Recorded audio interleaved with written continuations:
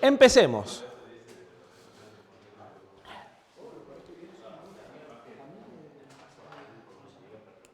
Arrancamos tema nuevo.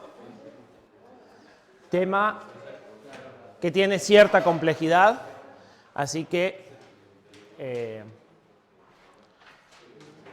prestemos atención.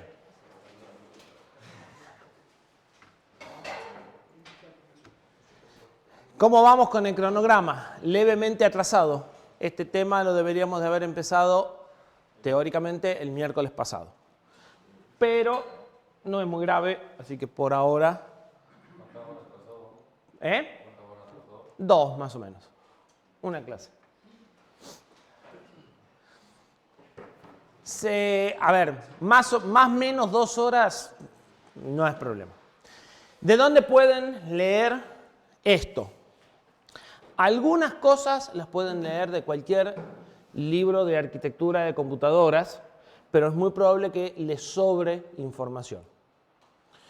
Y la parte técnica, nosotros vamos a ver dos cosas en este tema. Vamos a ver la parte conceptual de cómo funcionan las interrupciones en cualquier procesador y vamos a ver el detalle particular de cómo funciona en uno, que es un Cortex M4, ¿sí? Como venimos haciendo en general. La parte particular de cómo funciona en un Cortex M4 lo pueden ver en el manual de ARM. Es horroroso, pero el detalle técnico está. El manual de ARM está pensado como manual. No explica conceptos, solo explica el funcionamiento. ¿Sí? O sea, explica cómo se hace, pero no explica por qué se hace de esa forma. La otra posibilidad, que es un poco más legible, es un libro de Chiu, que también se centra en la explicación del funcionamiento del Cortex M4. Explica un poco más del por qué, más bien de cómo se usa, pero bueno, eso ayuda a entender el por qué. Y también explica mucho del cómo. ¿Sí? Ahí tienen los manuales. Este manual es público. También este es el manual del LPC 4337. O sea, este es el manual del micro que estamos usando. Y este es el manual genérico de Cortex. ¿Por qué? Porque todo el sistema de interrupciones está implementado en el núcleo común del procesador. O sea, va a ser igual para cualquier Cortex sin importar el fabricante. ¿Sí? Y esto es el manual de la arquitectura. O sea, este es el manual de usuario y este es el manual de la arquitectura Cortex. Los manuales están para bajar de nuestra página o de ARM. El libro de Chiu está en la biblioteca y lo tenemos también si alguno necesita de consulta. ¿Sí? Yo lo busqué ese libro en internet y me aparecían para varios procesadores, digamos, el Cortex M20, el M0. Bueno, si tenés que elegir, podés elegir. Hay uno que es M3/M4. Ese es el ideal porque es el que vamos a seguir al pie de la letra. De todas formas, nosotros, Chiu se centra mucho más en detalles. O sea, el libro de Chiu busca que ustedes sean un experto en Cortex. Nosotros no buscamos que ustedes sean un experto en ningún procesador. Buscamos que entiendan el funcionamiento general de los procesadores para que puedan, con un manual o un libro equivalente a Chiu, que no explica las razones de por qué se hacen las cosas, entenderlo igual. ¿Sí? Cuando ustedes entienden el funcionamiento de ciertos mecanismos, los mecanismos son iguales en todos los procesadores. Cambian detalles de implementación, pero, a ver, una de las cosas que vamos a necesitar es deshabilitar interrupciones. ¿Por qué? Por cierta forma. ¿De qué forma lo vamos a hacer? De determinada manera. Después cambia el detalle de en qué registro y en qué lugar está el bit que tengo que cambiar. Pero siempre hay un bit que me permite inhabilitar las interrupciones. ¿Sí? Entonces nosotros vamos a centrarnos más en las cosas que no cambian de procesador en procesador, lo que más o menos hacen igual todos, y lo usamos de ejemplo al Cortex. En cambio, estos libros están centrados específicamente en que aprendas el Cortex sin interesar demasiado por qué está hecho así. ¿Sí? Son libros más técnicos. ¿Sí? Esa es la razón por la cual no terminamos de conseguir un libro de referencia. En arquitectura de computadora, en la próxima materia, sí hay libros que explican cómo se diseñan los procesadores y por qué las cosas se hacen de determinada forma. Entonces eso te da un pantallazo que sirve para cualquiera. En cambio, en esto lo que hay es todo muy técnico, muy centrado en cómo se usa y por ahí lo sabes usar, pero no sabes muy bien por qué estás haciendo las cosas, que es lo que nosotros no compartimos en el enfoque.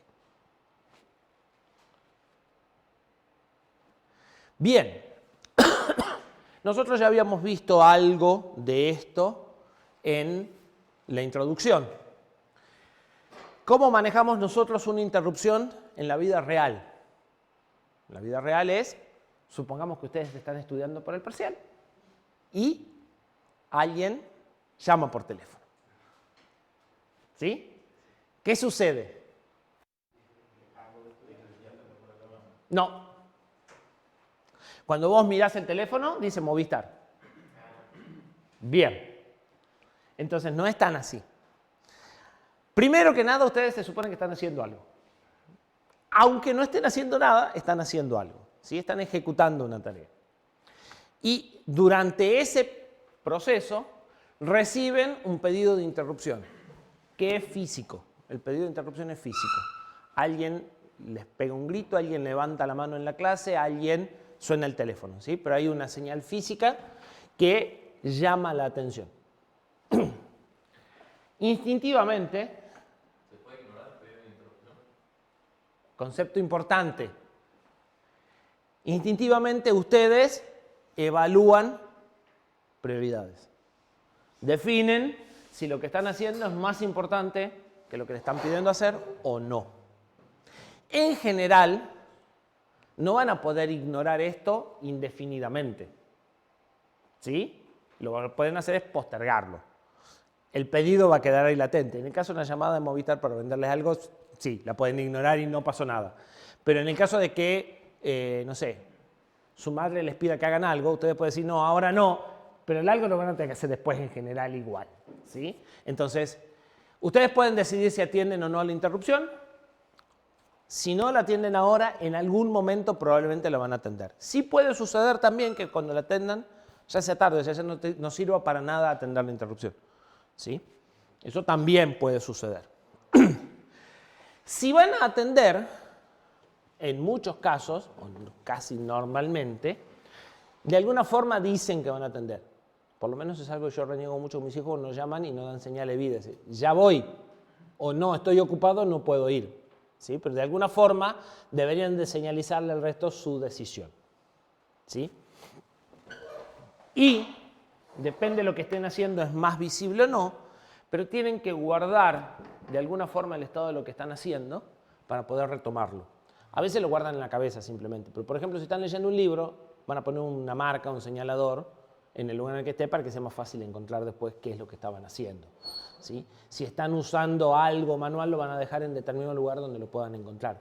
O sea, son cosas que son muy obvias en lo cotidiano, pero que realmente hacemos y que el procesador va a ser igual, solo que en el procesador no van a ser tan obvias o no van a ser tan visibles. ¿Sí? Pero la secuencia que sigue el procesador es la misma.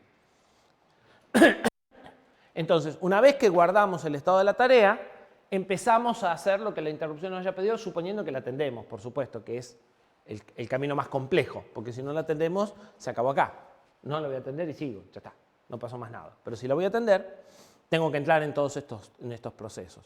Entonces, bueno, atiendo la interrupción, hago lo que me pidieron, y una vez que termino, recupero el estado y sigo con la tarea que estaba originalmente.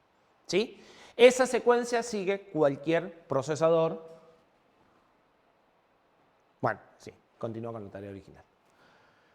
Cualquier procesador del planeta cuando hace interrupciones. ¿Sí? Lo puede hacer de distintas formas, algunas cosas como guardar las tareas o recuperar las tareas o señalizar la atención, pero de alguna forma pasa por todos estos procesos. ¿Sí? En un procesador la tarea que se ejecuta es un programa. Nosotros vamos a llamar siempre al programa que se está ejecutando cuando llega una interrupción programa principal, aunque en realidad puede ser una subrutina. ¿Sí? Cuando nosotros hablábamos de subrutina teníamos el programa principal que era el que llamaba a la subrutina y la subrutina que era la que era llamada. Para nosotros cualquiera de todos esos en interrupciones va a ser un programa principal. ¿Sí? Es el programa que se ejecuta cuando no estoy en la interrupción. Es lo que estoy haciendo cuando llega la interrupción. ¿Sí?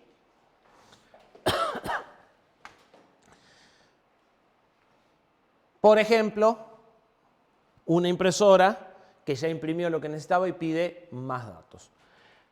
Para señalizar la interrupción, los procesadores tienen una línea, una o más líneas físicas, patitas, por donde se genera el pedido de interrupción. ¿Sí? Patitas de entrada, en donde si ustedes, en este caso como es barra, es activa en cero, si ustedes la ponen en cero, el procesador entiende que hay una interrupción. ¿Sí? La señal física es uno o más terminales en los que nosotros aplicamos una tensión de cero en general. Y con eso generamos el pedido de interrupción. De alguna forma muy simple o muy sofisticada, se evalúan las prioridades del pedido de interrupción respecto a las prioridades de lo que estoy haciendo. Esto puede ser un esquema tan complejo como un esquema numérico, en donde mi programa tiene una prioridad, la interrupción tiene una prioridad y evalúo valores numéricos. Puede ser tan sencillo como acepto interrupciones o no acepto interrupciones. O sea, puede ser binario o puede ser con más escalas, pero a la larga tengo una forma de decir quiero interrupciones o no quiero interrupciones. ¿Sí? Puedo ser más selectivo.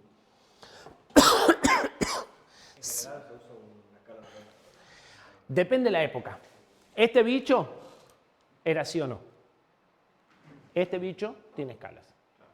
Tiene 4, 8, 16 escalas. ¿Por qué? Porque las escalas implican registros de hardware y comparadores de hardware, porque esto se hace por hardware. ¿Sí? Al control ya llega el pedido de interrupción filtrado diciendo, mira, hay una interrupción, esa interrupción es prioritaria, así que la tienes que atender. Entonces, la evaluación del pedido y la decisión de atención o no se hace totalmente en hardware. Entonces, comparar valores numéricos implica registros, implica comparadores, implica mucha más lógica que un flip-flop que dice sí o no y una compuerta que lo enmascara. ¿Sí? O sea, para hacer esto binario ya lo hicimos en el contador. Para hacer esto numérico necesito más compuerta. Entonces, a medida que fuimos bajando los transistores y que nos costaba poco, se empezaron a incorporar sistemas más complejos. ¿Sí? Entonces, hoy en el Cortex vamos a tener una escala numérica, pero en un procesador más viejo vamos a tener un simple sí o no o algo más sencillo. Sin embargo, hay procesadores del año 90 de muy alta gama para ese momento que ya tenían esquemas numéricos. Entonces tenía 7 niveles de interrupción y vos podrías decidir del 4 para arriba sí, pero del 4 para abajo no. ¿Sí? También depende la gama de procesador en la que estés. Pero, como te digo, aunque sea tan básico como un sí-no, el proceso de evaluación siempre existe. Hoy es numérico en general. O sea, es más fino. Se genera una señal de reconocimiento que también es física. Puede salir del procesador o puede quedar en determinados lugares, pero el procesador da una señal eléctrica diciendo voy a atender la interrupción, que normalmente se le suele llamar Interrupt Acknowledge y abreviar en INTA. Después, en real, el procesador puede tener otros nombres. Pero esa señal o esa forma, de alguna forma decir que dejó de ejecutar el programa y empezó a ejecutar la interrupción, existe. ¿Por qué? Porque lo que yo voy a hacer adentro de la interrupción también es un programa, entonces tengo que distinguir qué programa estoy ejecutando. ¿Sí? Guarda el estado.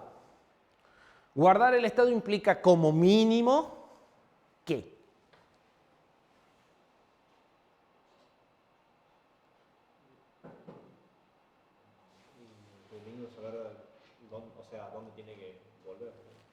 Como mínimo tengo que guardar el PC y algo más.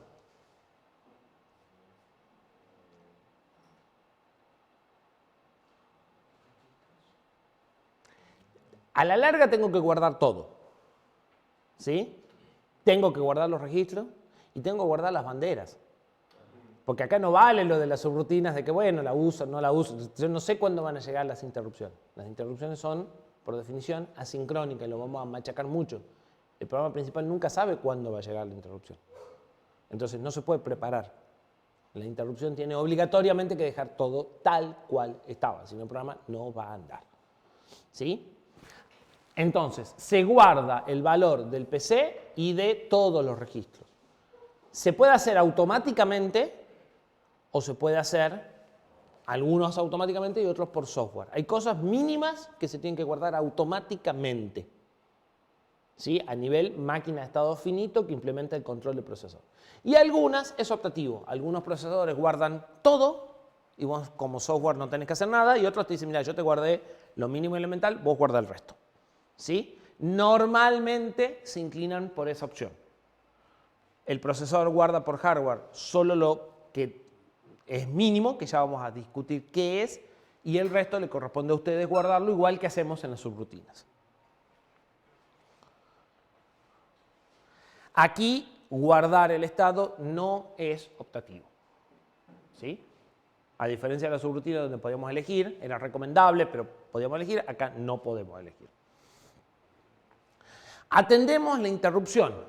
Atender la interrupción implica ejecutar un programa, distinto al que estábamos ejecutando. Para ejecutar un programa, ¿qué necesito?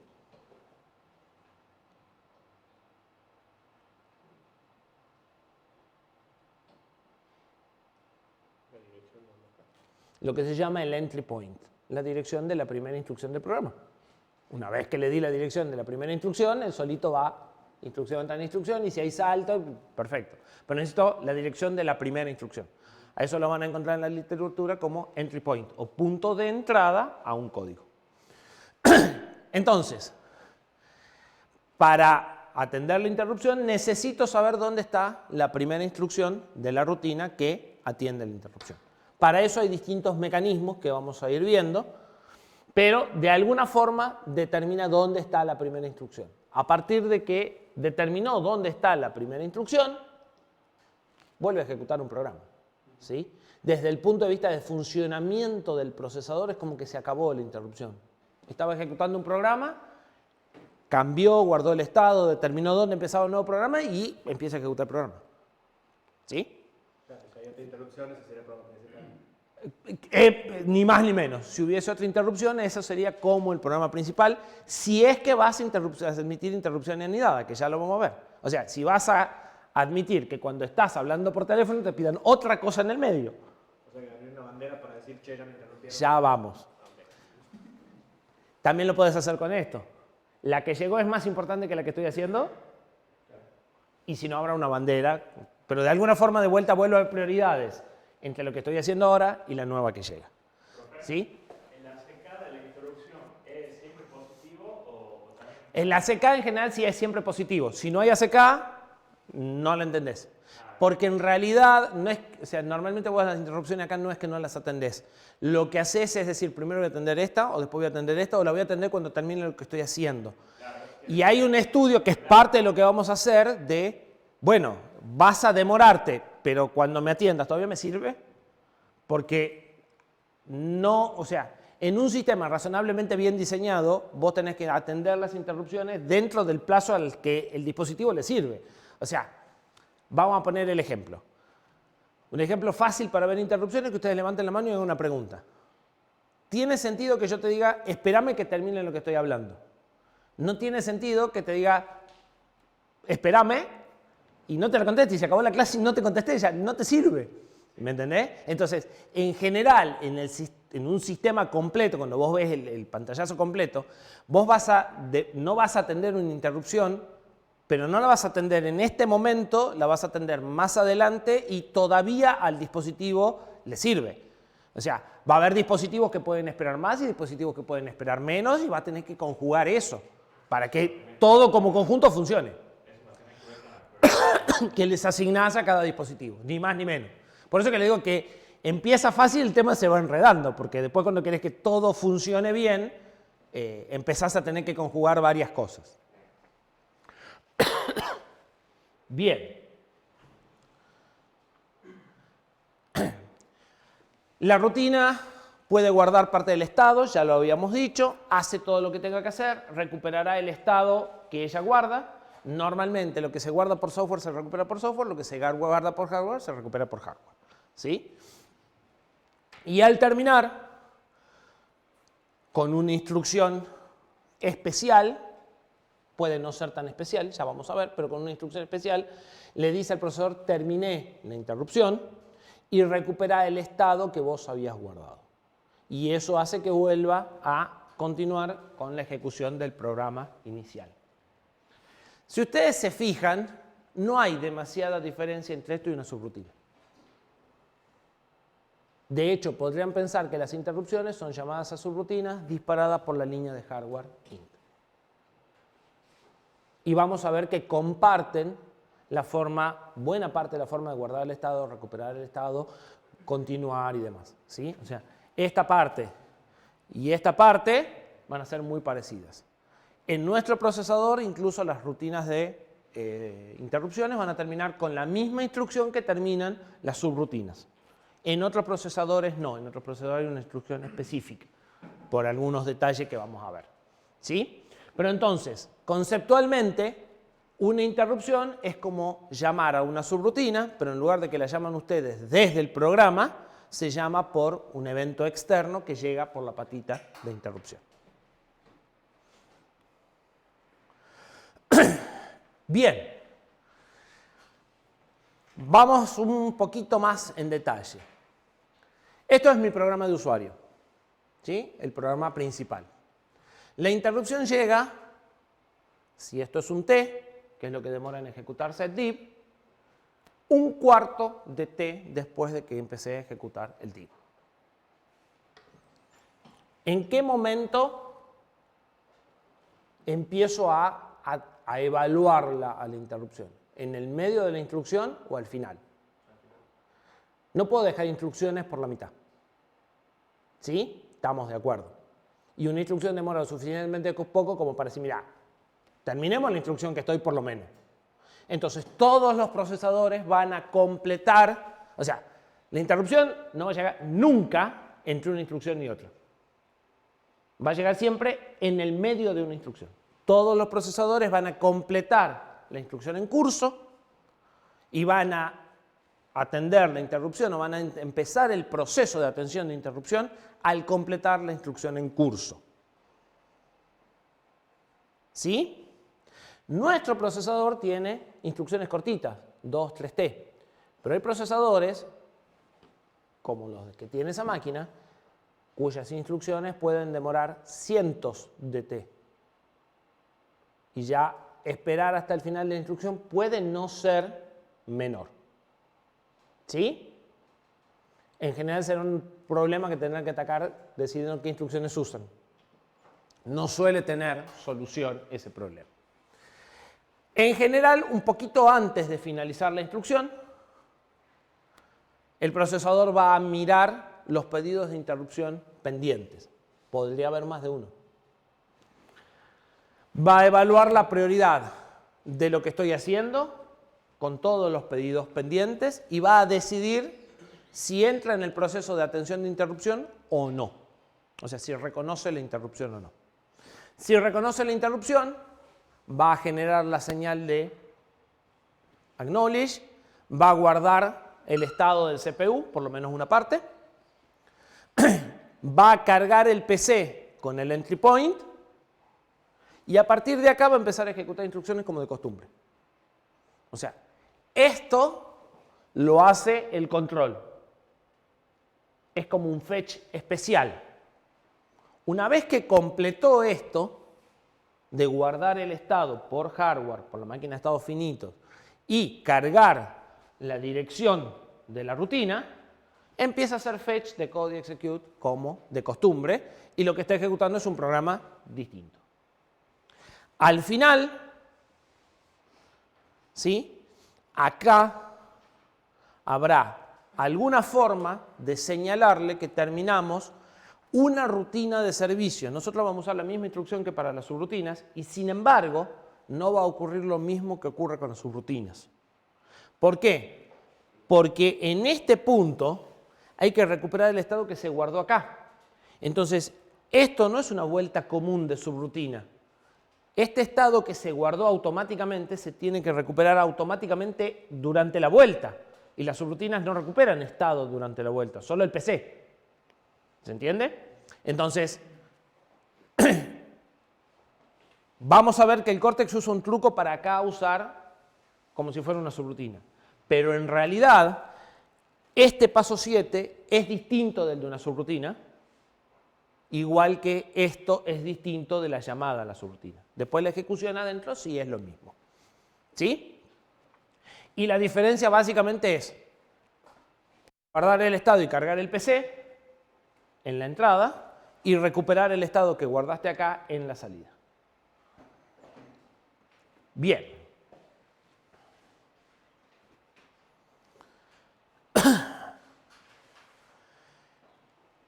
Ya lo dijimos, lo vuelvo a repetir, lo voy a volver a repetir un montón de veces. Las interrupciones son causadas por eventos externos, por lo tanto son asincrónicas. No sabemos en qué punto del programa principal va a llegar la interrupción. Por lo tanto, el programa principal no puede prevenirse, ¿sí? Y por lo tanto, las rutinas de interrupción deben obligatoriamente ser transparentes, es decir, deben dejar todo tal cual lo encontraron. Si no, desde el punto de vista del programa principal, ustedes guardaron 5 en un registro y cuando van a leer se encuentran un 7. Claramente ese programa no va a andar. ¿Sí? En la subrutina será electivo, aquí no es electivo. Ahora, ¿puede suceder que el programa principal necesite saber que hubo una interrupción?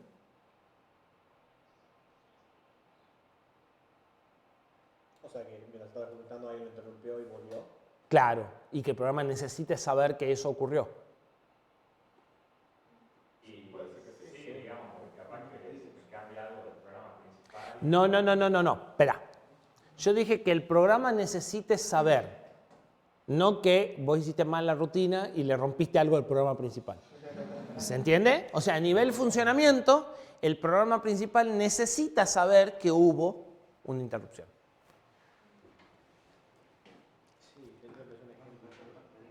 Lo tenemos el ejemplo, en el tema 2. Nuestro reloj necesita saber que pasó un segundo. ¿Cómo lo hace?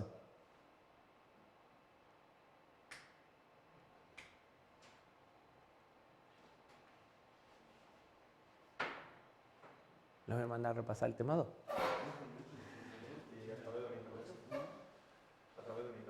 No, la interrupción es transparente. El programa principal estamos diciendo que no se tiene que enterar que hubo una interrupción y ahora queremos que se entere. No que le destroce todo, son dos cosas distintas. Queremos que se entere. No que de repente encuentre todos los registros cambiados. Eso es otra historia. ¿Cómo hacemos? Una variable global compartida. Si ustedes se acuerdan, había una variable que se llamaba nuevo segundo, ¿sí? Una variable de tiempo que la rutina decrementaba y el programa principal miraba. Entonces el programa principal sabía si habían pasado tantas interrupciones o no y lo usaba en la forma en que le convenía. ¿Sí? Este es otro concepto importante. Normalmente sí hay algún tipo de coordinación entre el programa principal y la interrupción. Ustedes, por ejemplo, una de las cosas que se hacen por interrupción es recibir datos. Bueno, con esos datos que recibieron algo tienen que hacer y normalmente lo hace el programa principal. Entonces el programa principal necesita saber que ya está el bloque de datos listo para procesar. Entonces, ¿qué es lo que hay? Variables globales en direcciones fijas. No hay otra solución, no existe otra forma de comunicación que variables globales que la rutina de servicio cambia y el programa principal mira. Entonces, es transparente en todo excepto en esa variable que ya está acordada, que el programa principal va a mirar y la rutina va a cambiar. ¿Sí? Cuando cambian el programa principal y la rutina en la variable, que eventualmente lo tienen que hacer, pueden aparecer problemas de coordinación que lo van a estudiar una parte acá y otra parte extensamente en sistemas operativos, porque cuando tienen dos programas corriendo al mismo tiempo aparece el mismo problema. Se llama problema de sección crítica.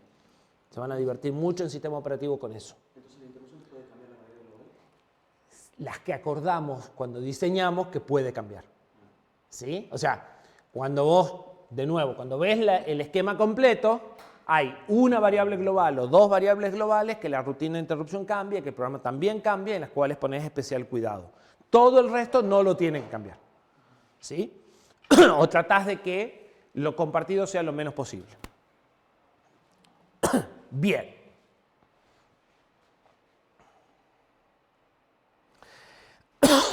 ¿Qué sucede si tengo varias fuentes de interrupción al mismo tiempo?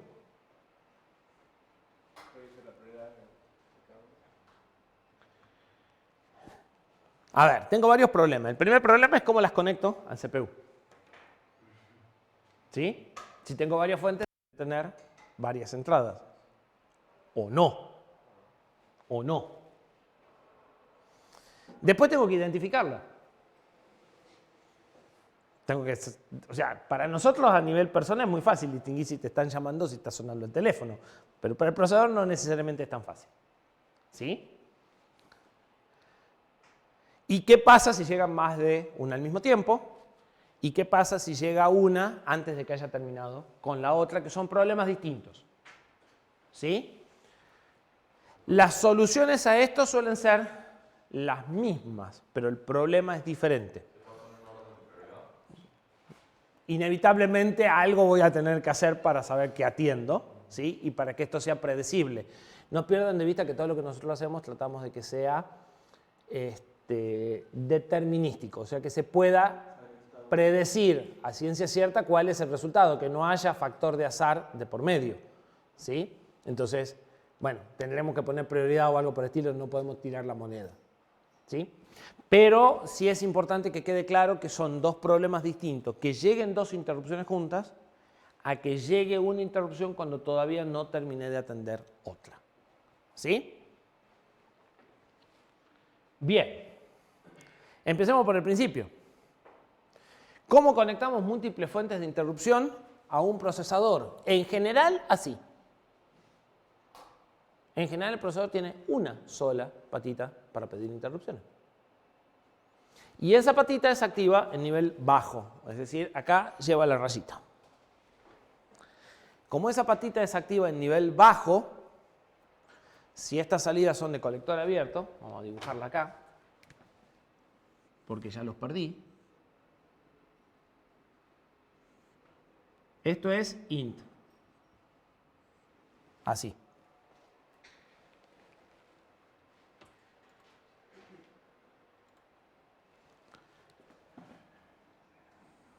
Esto tiene una resistencia de pull-up.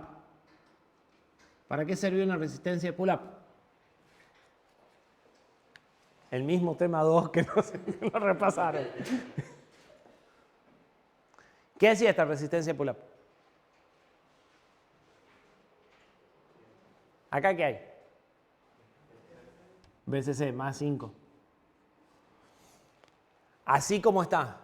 Esto tiene una impedancia de entrada enorme, infinita. ¿Qué tensión tengo acá? ¿Por qué 0? ¿Dónde cae la tensión? Si acá tengo 5 y no hay corriente, no hay caída de tensión. Acá tengo 5. ¿Sí? Para eso sirve la resistencia de pull-up, para poner esos 5 volts. Si yo vengo acá y pongo un transistor, ¿se acuerdan de los transistores? Que para nosotros es una llave. Si esta llave está cerrada, ¿hay corriente? Está cerrada. ¿Hay corriente? Sí. Si hay corriente, ¿acá cuánto cae? 5 voltios. Acá tengo casi 0. En realidad depende de la tensión colector-emisor, pero casi 0. Y acá tengo un 0. Y si acá abro, no hay circulación de corriente y volvemos a tener 5. Pero yo puedo poner otro transistor y otro transistor y todos los que quiera. Y cuando cualquiera se cierre, esto se va a 0. Y tengo una OR cableada, pero activa en bajo. ¿Sí? Por eso la patita suele ser negada. Porque si no es negada no lo puedo hacer. Solo lo puedo hacer si es negada. ¿Sí? Solución normal para conectar múltiples interrupciones a un procesador. Ahora, esto nos deja claro el problema de identificarlas. Porque ahora sí, ¿cómo hago para saber quién fue? O sea, cualquiera de estas que se pongan, que se cierre, voy a tener una interrupción. Pero después, ¿cómo descubro cuál fue? Bueno, ya veremos. ¿Sí? No es la única solución, claramente. Hay procesadores que pueden tener más de una línea de interrupciones y puedo conectar cada una de las fuentes a cada una de las líneas. No es lo habitual, pero existe. ¿Sí? Esa sería la versión fácil. ¿Ventajas? Y vamos a saber quién mandó la interrupción. Ya resolvió el problema de la identificación con este. Sí. ¿Y desventajas? Es más complejo de implementar. Fuerte. Es más complejo de implementar. Digo. Es más caro de implementar, más que complejo es caro. Y además, siempre me puede faltar una. Tiene 9 y yo necesito 10. Tiene 12 y necesito 13. Siempre. ¿Sí? Casi les diría que está garantizado. No importa cuántas tengan, les van a hacer pocas. ¿Sí? Si esto es activo en bajo, bueno, me quedé corto, lo puedo resolver como resolví antes. ¿Sí? De vuelta, tengo el problema de la identificación. Entonces, cualquiera de esas opciones son alternativas para conectar múltiples fuentes a un procesador, ya sea que tenga un pedido de interrupción o que tenga más de un pedido de interrupción. Claro, por ahí, aunque sea, tengo las interrupciones divididas en categorías, más o menos.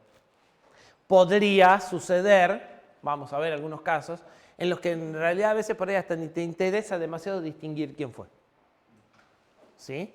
Por ejemplo, en un teclado es un caso en el que vos podés tener varias fuentes de interrupción, pero vos después lees el teclado para ver cuál es la tecla que está activa y la identificación la haces totalmente por software, con lo cual ya me estoy adelantando, y no te interesa saber quién causó la interrupción. Cualquiera de las teclas te da lo mismo, tenés que ir y leer el teclado, ¿sí? Y hacer el barrido de la matriz para ver qué pasó. Entonces, a veces no te preocupa saber quién causó la interrupción, pero en términos generales sí, necesitas saber qué pasó. Bien. Identificación. Bueno, acabamos de decir, una opción es una identificación por software. Volvamos a nuestro contador. ¿Se acuerdan? Registro de control y estado de nuestro contador. El registro de control y estado de nuestro contador tenía en el bit 7 el status, que me decía si él está pidiendo o no interrupciones. Si todos mis dispositivos siguen esta lógica, yo puedo entrar a la rutina de servicio y ir y leer el registro de estado de la fuente. Si tiene el bit de interrupción, lo atiendo. Si no, busco en el dispositivo que sigue. Si no, busco en el dispositivo que sigue. ¿Sí? Y entonces puedo ir preguntando a cada uno de los dispositivos que sé que podrían producir interrupción porque están conectados a la rutina de interrupción. Fuiste vos, fuiste vos, fuiste vos, fuiste vos. ¿Sí? ¿Estamos de acuerdo? ¿Se entiende? ¿Cómo se haría? Sí, no, más o menos. Ventaja y desventaja. Toma tiempo. Y se supone que las interrupciones, en general las interrupciones las queremos atender rápido. No nos gusta perder tiempo en atender interrupciones. Ponemos interrupciones para responder rápidamente. Otra desventaja. Que puedo tener más de 2 dispositivos que tengan permitidas interrupciones y ahí puede que el procesador no sepa cuál es el que lo mandó realmente. No, lo que podría suceder es, podrías hacer así. Y si te pidieron los dos, ¿vos pediste? Sí, te atiendo. ¿Vos también pediste? Sí, te atiendo, recién termino. Ojo que acá una de las cosas que tenés que hacer es escribirle el 1 para que se borre el pedido, ¿no? O sea, tenés que decir al dispositivo, te atendí. ¿Sí? Entonces hay que borrar el flip-flop. Eso es una de las cosas que se hacen acá. ¿Desventaja? ¿Otra desventaja? Tengo de la prioridad, la rutina de una cita. En realidad la prioridad es una ventaja. ¿Por qué? Sabemos que vamos a tener que asignar prioridades. Es inevitable. O sea, la única forma de resolver conflictos es asignar prioridades. Pero vos podrías decir, yo tengo una variable global que no pierde el valor, que me dice cuál fue el último que pregunté. Entonces, si la última vez pregunté el 1 o pidió interrupción el 1, ¿sí? La próxima vez no empiezo por el 1, empiezo por el 2. Y podrás tener un esquema de prioridades circulares, por ejemplo, cosa que por hardware no se puede hacer. ¿Sí? Entonces, la prioridad es como más flexible, la podés manejar vos, depende de cómo escribas esta rutina. Y podés hacer cosas tan locas como quieras. ¿Sí? Entonces, en realidad, este esquema lo que tiene como ventaja es la flexibilidad en las prioridades. Las asignás vos como vos quieras. Vos sabés que si preguntás primero por que este va a ser más prioritario. ¿Sí? Es más, podés hacer esquemas como el que me dijimos recién. Pregunto por y cuando termino no me voy, sino que pregunto por todo el resto. Y los atiendo a todos juntos en la misma vuelta. ¿Sí? Cosas que hacer por hardware son más complicadas. Entonces, una de las ventajas en realidad de esto es la flexibilidad que podés usar para manejar prioridades. Bien. Si tengo múltiples líneas, es muy fácil identificarlas, ¿verdad? Yo sé por cuál línea llegó el pedido, entonces el control tiene identificado inmediatamente cuál es la fuente. Es el equivalente a tener, no sé, un tablero con lucecitas y se prende esta luz, se prende esta luz, se prende la luz y ya sé cuál es el que está identificado. Normalmente, a eso lo voy a también tener en un registro de estado que yo voy a poder leer para ver en bits cuáles son las líneas que están pidiendo interrupción. ¿Sí? Normalmente a cada línea se le da un número, la 0, la 1, la 2, la 3. Ese número se asocia a un bit de un registro de estado y con eso puedo identificar. Normalmente, cuando tenemos múltiples líneas, vamos a tener, además de ese esquema de identificación, algo que se llama interrupciones vectorizadas. ¿Por qué? La identificación la necesito ¿para qué? Fíjense en este diagrama. ¿Para qué necesito identificar la fuente de interrupción?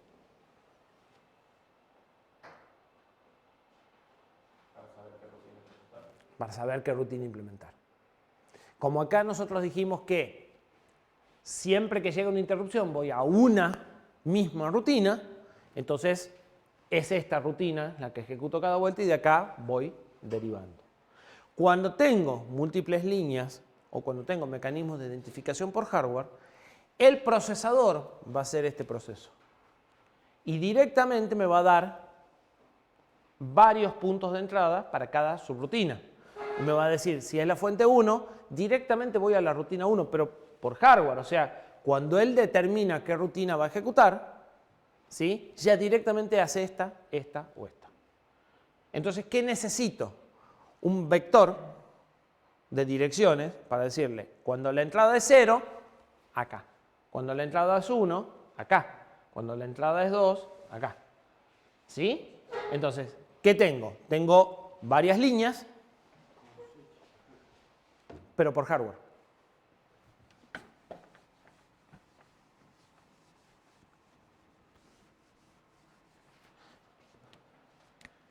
Tengo varias líneas. A esta le llamo 0, a esta le llamo 1, a esta le llamo 2 y a esta le llamo 3. Y después hago en memoria un vector. Acá pongo la rutina 0.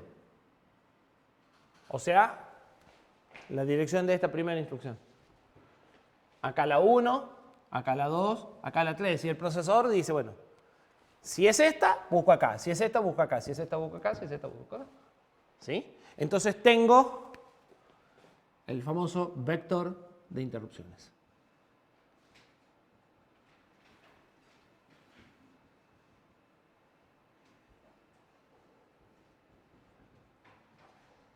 Que les va a dar unos cuantos dolores de cabeza. ¿Es lo mismo que el NBIC, verdad? No. El NBIC es el módulo de hardware que hace todo esto. ¿Sí? El NBIC es el pedazo de lógica del control que se encarga de hacer esto, de leer en el vector, de hacer el proceso de atención. ¿Sí? Es el pedazo de procesador que hace eso.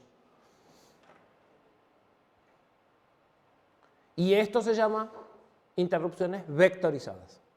¿Por qué? Porque tengo un vector de interrupciones. Una tabla unidimensional.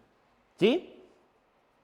Entonces, La mayoría de los procesadores va a soportar interrupciones vectorizadas, por lo menos procesadores de los últimos 30 años o 40 años, y este proceso de selección lo va a poder hacer por hardware automáticamente durante la atención de la interrupción, es decir, acá.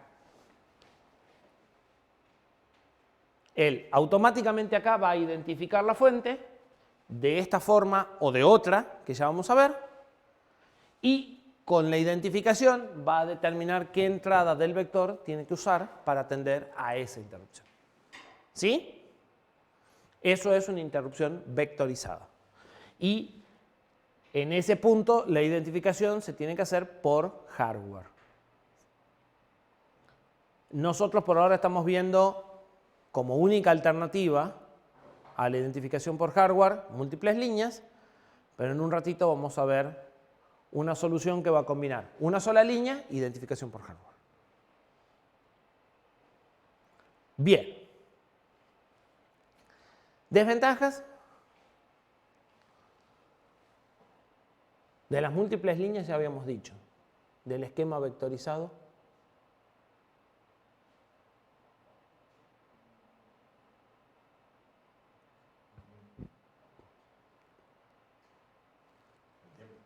¿Qué tiempo?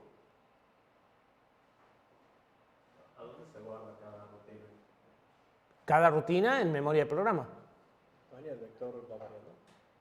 ¿O es fijo? No debería. Técnicamente lo puede hacer sin ningún problema.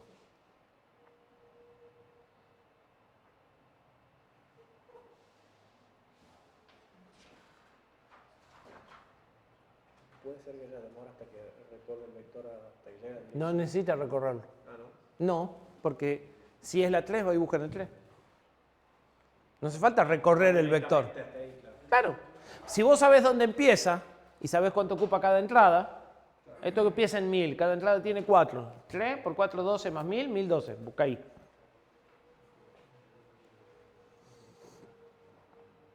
Pero ojo, busca ahí por hardware, ¿no? O sea, esa operación la tenés que hacer por hardware en la máquina de estado finito. Realmente no tiene grandes desventajas el esquema vectorizado. Sí las múltiples líneas, pero no el esquema vectorizado. Por eso es lo que se usa en general. ¿Sí? ¿Es un poco más complejo de implementar? Sí. Por hardware hay que saber dónde empieza el vector, lo cual implica un registro. Tenés que hacer la multiplicación y la suma por hardware, que la multiplicación es correr bits y la suma es un sumador, no es demasiado complicado. Y es más, a veces, como el final de la dirección está en 0, la suma es una concatenación. Porque si esto empieza en 1000, en lugar de sumar, concatenás y listo. ¿Sí? O sea que no tiene grandes desventajas el esquema vectorizado, por eso es lo que se usa. Sí tiene problemas el esquema de múltiples líneas, porque siempre me puedo quedar corto con la cantidad de líneas. Entonces, resolvamos nuestro problema. Nos creemos un bloquecito lógico que tiene un pedido de interrupción, recibe el acknowledge y él aporta n líneas. Por ejemplo, 8. Este dispositivo recibe interrupciones por acá,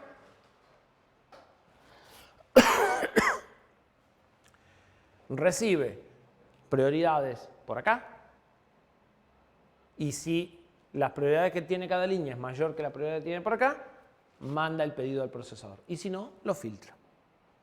Y en este dibujito no está, pero lo suelen hacer, está conectado al databus, y este dispositivo le puede responder al procesador: la interrupción vino por la patita 1, por la 2, por la 3 o por la 5. ¿Qué ventaja tiene esto sobre el esquema de múltiples líneas que vimos recién?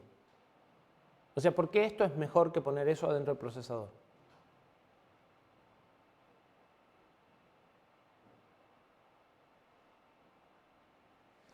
Porque yo puedo agarrar uno de estos y ponerlo acá. Y otro y ponerlo acá y armar un árbol. Y generar todas las líneas de interrupción que me hagan falta. que cuando lo hacía en el procesador no, porque está uno puesto dentro del procesador y se acabó, digamos. Entonces, si voy a usar esto, directamente el procesador siempre tiene dos líneas y puedo o usar algo de lo que ya vimos o puedo usar esto. ¿Sí? Esto es un controlador de interrupciones por prioridad o PIC. ¿Sí? Es un bloque de hardware que no es muy complejo si se sientan a pensar las reglas y las funciones lógicas que no son demasiado complicadas, que hace un OR entre todas estas, devuelve el INTA a la más prioritaria. Si esto tiene prioridades fijas, esto es más prioritaria que esta. Es muy fácil de implementar, pero si quieren hacer prioridades variables, se puede implementar también. Y que permite leer y escribir, por lo menos leer cuáles son los pedidos de interrupción para saber quién es el que pidió interrupción. Por lo menos un registro. En algunos casos se puede escribir para decirle esta tiene prioridad 3, esta tiene prioridad 2, esta tiene prioridad 5 y que él haga las comparaciones. ¿Sí? Ese bloque tiene una cantidad bastante definida de salidas, 8, y si eso no me alcanza, bueno, hago un árbol. En una entrada de estas pongo otro. ¿Sí? Y de esa forma puedo resolver con interrupciones vectorizadas todo por hardware, porque el control conoce de este PIC y sabe cómo leerlo. Entonces, cuando llega la interrupción, para identificarla, se fija en el registro, el control por hardware se fija en el registro de este PIC, determina quién es la fuente y va a la entrada del vector. ¿Sí? Fíjense que esto está muy asociado al procesador. ¿Sí? Tiene que trabajar en conjunto. En estos bichos, en esta época, conforme tenían del mismo fabricante, pero no se fijaron, por ahí no me prestaron atención, pero el procesador, el puerto de entrada-salida, el puerto serial, son todos del mismo fabricante. O sea, es, toma, acá tenés todo el conjunto. Este hace esto, este hace esto, ¿sí? El fabricante te ofrecía un PIC que trabajaba perfectamente acoplado al procesador. Hoy, Cortex diseñó un PIC que se llama MPIC, en realidad, que es el que preguntaba recién, que hace esto, que ya está metido dentro del silicio. ¿Sí? Y ya cuando compras la licencia del Cortex, viene con esto incluido y forma parte del procesador. ¿Sí? Entonces, cada línea tiene una prioridad que puede ser fija o flexible. Se pueden armar árboles para extender la cantidad de líneas si hiciera falta. Y cuando el dispositivo recibe el INTA, se identifica por el databus. Puede que se identifique el dispositivo que está acá o puede que el PIC se identifique en nombre del dispositivo para que el dispositivo sea más bobo, ¿sí? Sea más simple. Entonces, es el PIC el que dice, mira, es la línea 5 la que me está pidiendo interrupción. Ustedes sabrán que conectaron en la línea 5. ¿Sí? Y el procesador va, hice para el otro lado, el procesador con esa información del ID va a determinar la entrada en el vector y llamar. Y otra cosa que suele tener estos PIC es, o puede tener, es un bit para decirle, esta interrupción no la quiero atender. Deshabilítame esta interrupción y no esta. Con lo cual, de nuevo, simplifico mi contador. El flip-flop y todo eso que tenía en el contador, puedo ya no tenerlo. ¿Sí? Ya directamente lo manejo desde acá. ¿Estamos? ¿Hacemos una pausa?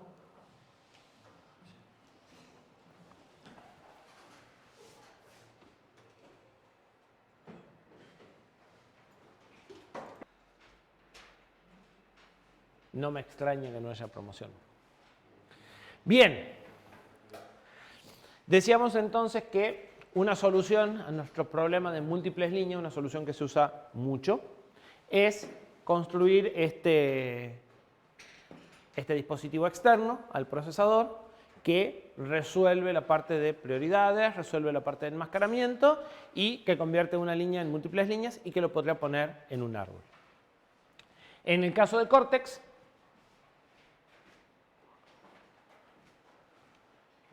Cortex diseña algo muy parecido a esto, sigue prácticamente la misma idea, que se llama MBIC para ellos. Es controlador prioritario de interrupciones anidadas. Eso es lo que quiere decir. En esencia es ese módulo que acabamos de ver con algunas diferencias. Lo que va a ser el responsable de manejar toda la parte de interrupciones múltiples. En realidad casi toda la parte de interrupciones. ¿Sí? Va a manejar el vector de interrupciones, va a manejar prioridades en las interrupciones, va a manejar enmascaramientos. ¿Sí? Y es un dispositivo de entrada-salida. Está muy cercano al procesador, tiene un diálogo muy particular con el procesador, pero no es parte del procesador. ¿Sí? Entonces vamos a encontrar que tiene registros de control y estado para manipularlo, igual que nuestro contador. ¿Sí? De esa forma vamos a configurar el MBIC, como registros de entrada-salida. Es más complejo que lo que vimos recién y tiene más funciones. Entonces, una de las cosas que les va a permitir es enmascarar cada interrupción por separado, por ejemplo. Sobre el MBIC, un poquito más adelante, vamos a ver en extremado detalle cómo funciona.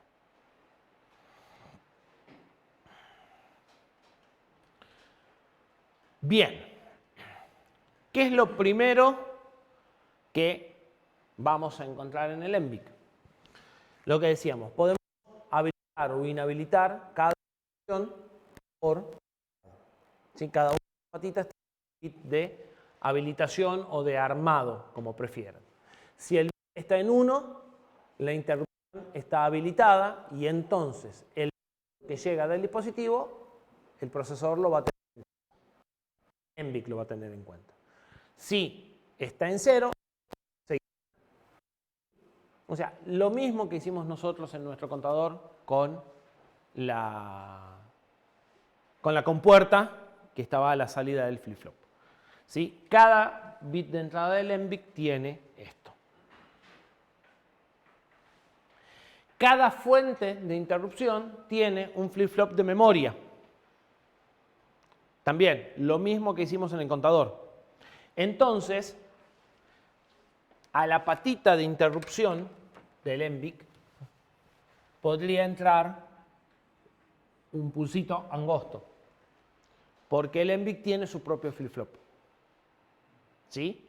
Y por lo tanto tiene un flag para saber si hubo un pedido de interrupción que queda memorizado hasta que sea atendida. ¿Sí? Entonces, vamos haciendo una recopilación de las cosas que nos da el MBIC. Nos da un bit para enmascararla y nos da memoria para que, aunque el pedido de interrupción sea muy cortito, persista hasta que yo lo atienda. ¿Sí? Que es una característica que está claro que necesito. Obviamente, si tiene un bit, tengo que tener una forma de borrar, o sea, de decirle, ya lo atendí a esa interrupción. ¿Sí? Bueno, también lo tiene. Y lo va a hacer automáticamente, porque como está muy cercano al procesador, con el INTA que le da el procesador, él va a saber que ya atendí la interrupción y va a sacar y lo va a borrar automáticamente. No voy a tener que hacerlo yo por software. ¿Sí? Él solo con el INTA, como sabe cuál es la interrupción más importante y cuál es la que se va a atender cuando llega el INTA, borra el flip-flop. ¿Sí? Entonces lo hace a través de la comunicación que hay entre el procesador y el MBIC a nivel líneas de hardware. De todas formas, a ese bit, a este y a este están en registros y yo los podría manipular si quisiera. No van a hacer falta, pero los podría hacer. O sea, yo podría setear el flag y fingir una interrupción escribiendo un 1 en el registro del flip-flop y podría escribir un 1 en el de borrado y desaparecer una interrupción. Normalmente no voy a necesitar hacerlo, pero lo podría hacer.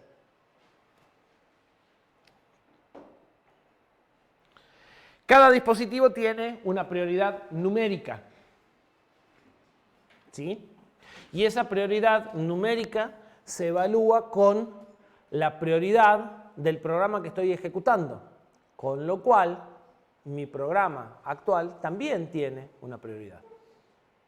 ¿Se acuerdan que habíamos hablado del registro de el CCR, que era el registro de control del estado del programa, que para nosotros tenía las banderas.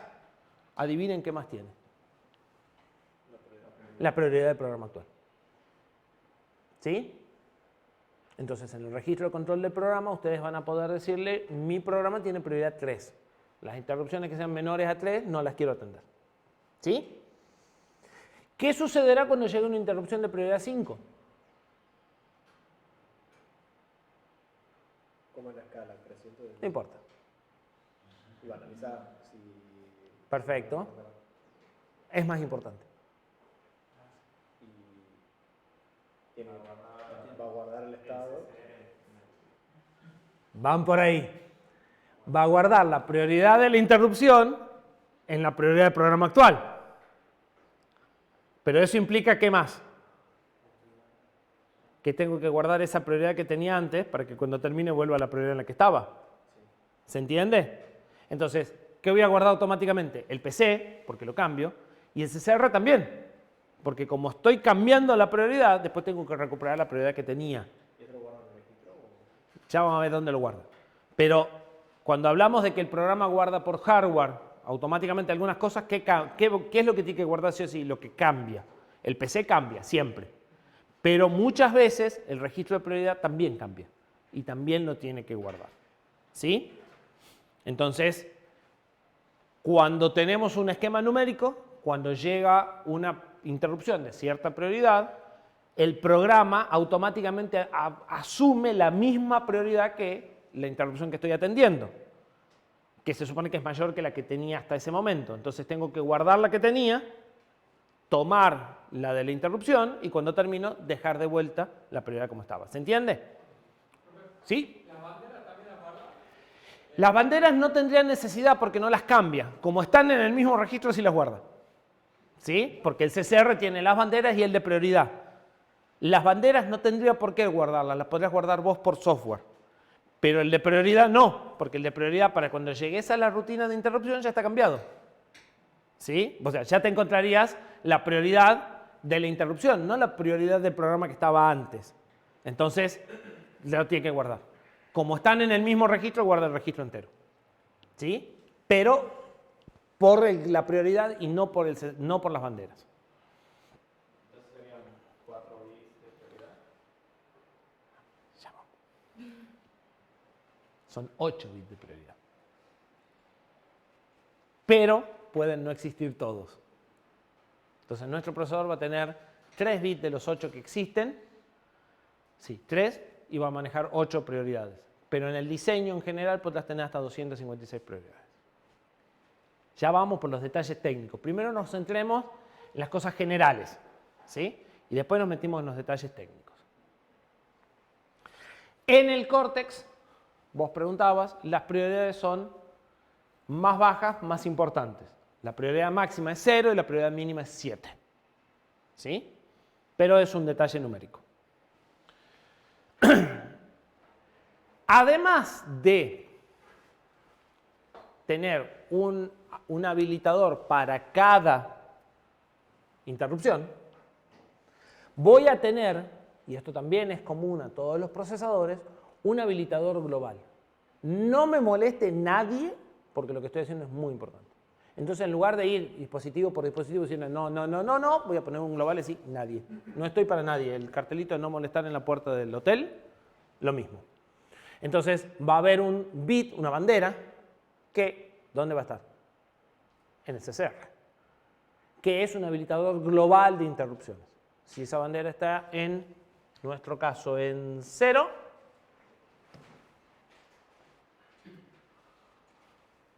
habilito interrupciones. Si esa bandera está en 1, porque es una máscara, no atiendo ninguna interrupción de ningún tipo. ¿Sí? Esa bandera se llama PRIMASK, máscara principal, porque hay otra máscara de interrupciones. ¿Sí?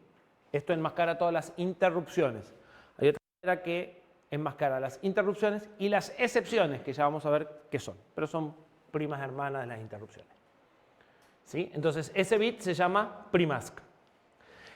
En definitiva, para que haya una interrupción tiene que estar habilitada esa fuente en el MBIC. Tiene que estar habilitado el procesador para recibir interrupciones y la prioridad que le configuramos a esa fuente tiene que ser mayor que la prioridad del programa actual. ¿Sí? Fíjense que se empiezan a complicar las cosas. O sea, tenemos varias formas de gestionar prioridades. ¿Para qué? Para cosas diferentes. El bit de cada dispositivo cuando yo quiero apagar un dispositivo en particular, porque no lo estoy usando, porque en este momento no me interesa. El bit global es para cuando estoy haciendo una operación delicada y no puedo admitir interrupciones durante un cierto tiempo de nadie. ¿Sí? Y la prioridad es para seleccionar qué cosas sí y qué cosas no en función de lo que estoy haciendo y ir demorándolas en el tiempo. ¿Sí? Bien. Cada uno tiene un objetivo. Si entendemos el objetivo va a ser más fácil entender qué usamos en cada momento de las que tenemos. Esto es lo que acabamos de decir. ¿Qué tiene que suceder? Todo esto para que se atienda la interrupción. Todo. Tengo que tener interrupción habilitada en el CPU con el bit primask en 0. Tengo que tener el dispositivo habilitado para pedir interrupciones con el bit del MBIC en 1. Tengo que tener una prioridad asignada a ese dispositivo numéricamente menor que mi prioridad actual. Y el hardware tiene que pedir interrupción. ¿Sí? Cuando se cumple todo eso, voy a entrar en la rutina de servicio. Si no se cumple todo eso, cualquiera de esas que no se cumpla, en realidad, cualquiera de las tres primeras, si el dispositivo pide interrupción pero no están habilitadas globalmente o no tiene suficiente prioridad o está deshabilitado en el MBIC, o sea, el dispositivo hizo un pedido pero no se lo atiende, la interrupción va a quedar pendiente. ¿Cuánto? De por vida. Hasta que alguien borre el pedido. Podría borrarlo yo por software, podría ir al registro del MBIC y decirle, sácame ese pedido. Se puede, me da las facilidades. Podría habilitar las interrupciones globales y entonces lo voy a atender en algún momento. O podría bajar mi prioridad de programa y entonces lo voy a atender porque ahora la prioridad de la interrupción será mayor que la prioridad. O sea, depende por qué quedó pendiente, será cuándo la voy a atender. ¿Sí? Bien. Si se atiende, automáticamente el acknowledge se va a encargar de borrar el pedido. Si realmente deciden no atenderla, que es algo no muy normal, tendrán que borrar ustedes el pedido a mano, que no es algo que se haga habitualmente. Bien. ¿Qué sucede exactamente en un Cortex M4 cuando se reconoce una interrupción? Cuando hay una interrupción. ¿Qué guarda? Algo más que el estado. Guarda un pedazo. Yo les dije que algunos procesadores guardaban lo mínimo y otros procesadores guardaban todo. Este guarda la mitad.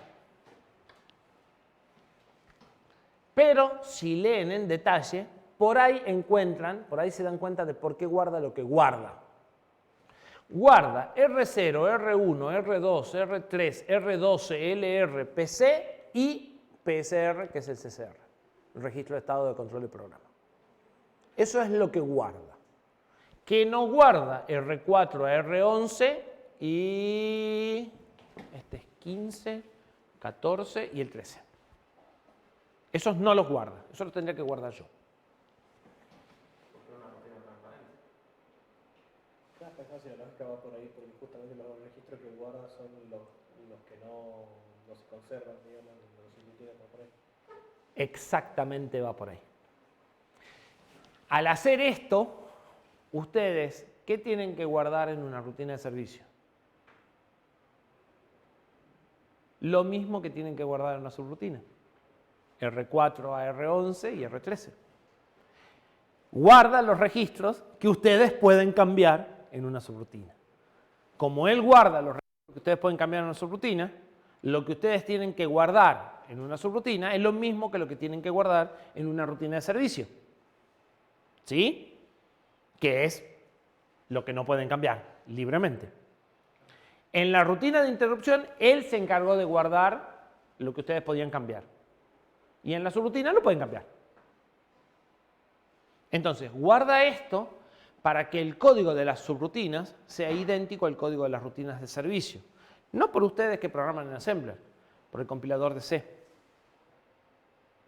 Las subrutinas de servicio van a tener el mismo código que las subrutinas, entonces no voy a tener que ponerle una marca especial al compilador diciéndole, guarda que esto es una rutina de servicio y me tenés que cambiar el código de entrada de qué guardás y qué no guardás, que en otros procesadores sí se hace.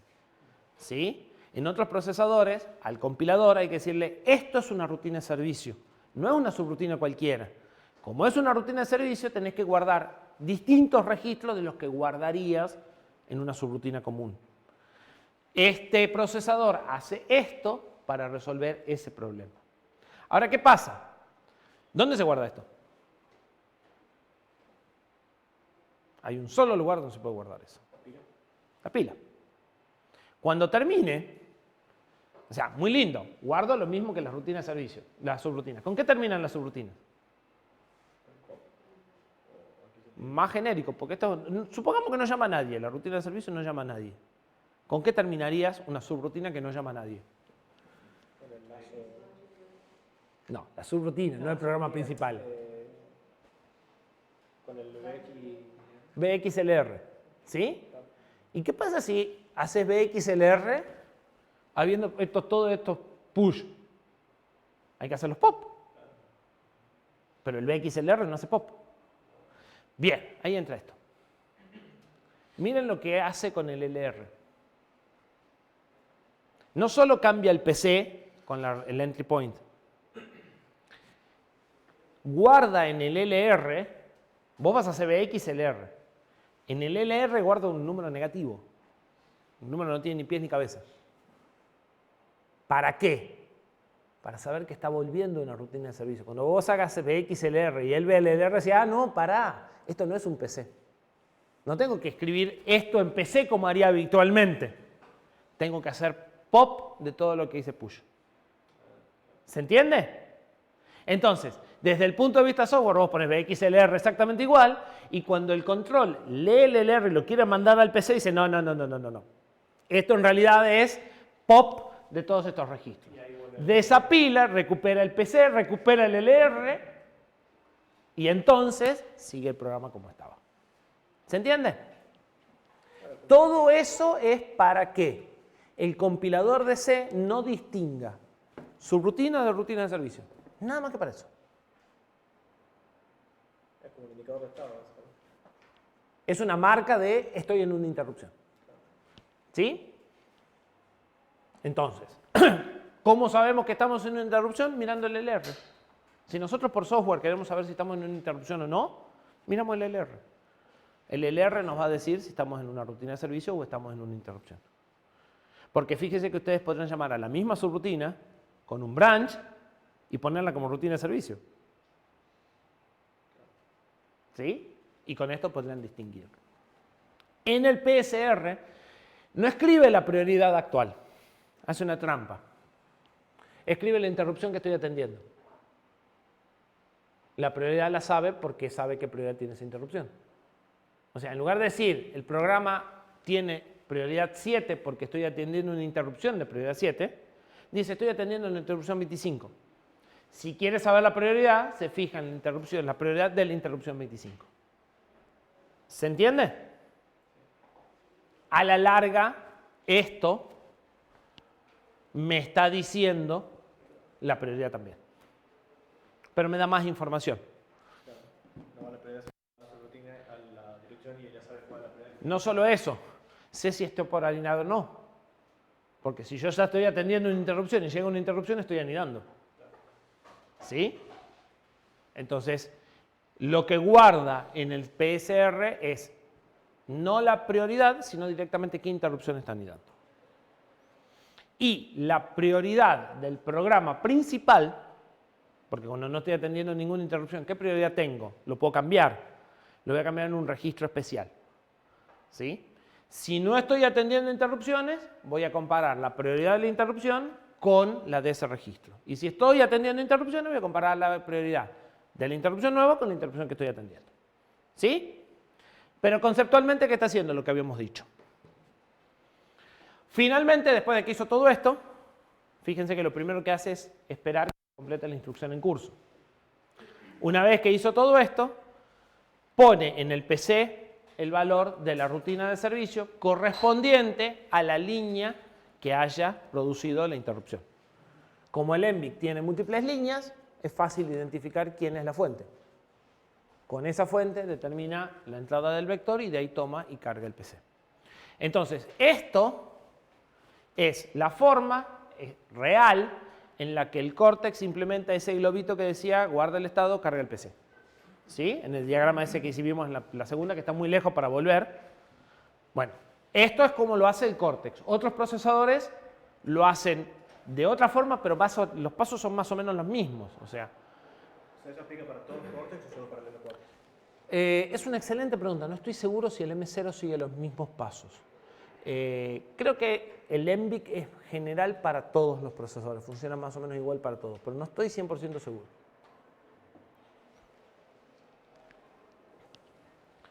Bien.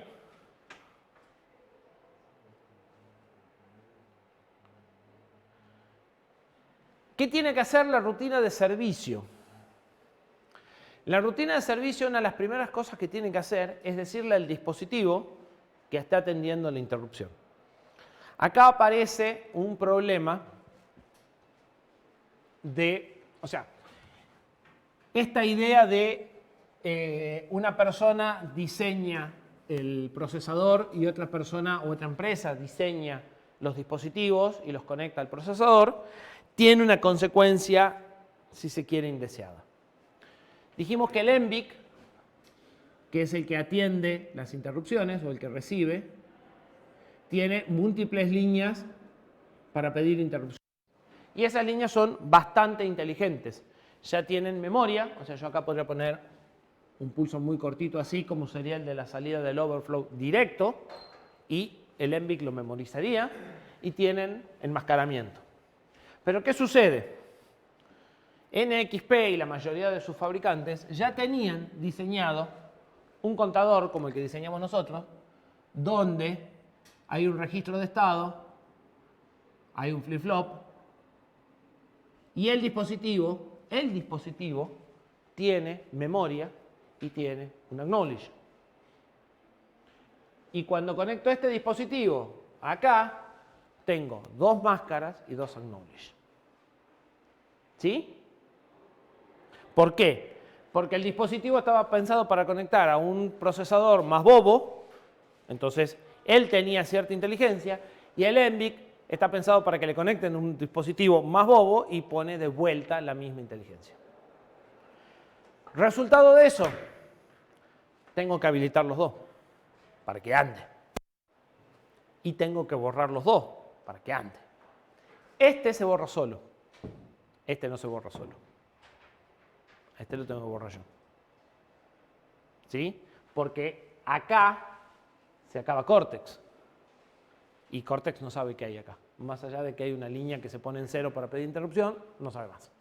Entonces, mi rutina de servicio va a tener que ir a buscar si existe, porque podrá no existir, pero si existe, el bit de acá y darle el acknowledge para sacar el pedido de interrupción, porque si no, si bien se borró este va a volver a generar el pedido de nuevo. ¿Sí? Entonces, mi rutina de servicio va a tener que apagar el flag que provocó la interrupción. O sea, le va a tener que decir al dispositivo, listo, ya está. ¿Sí?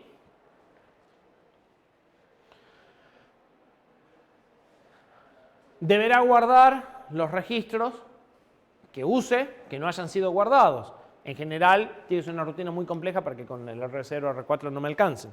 Pero podría suceder.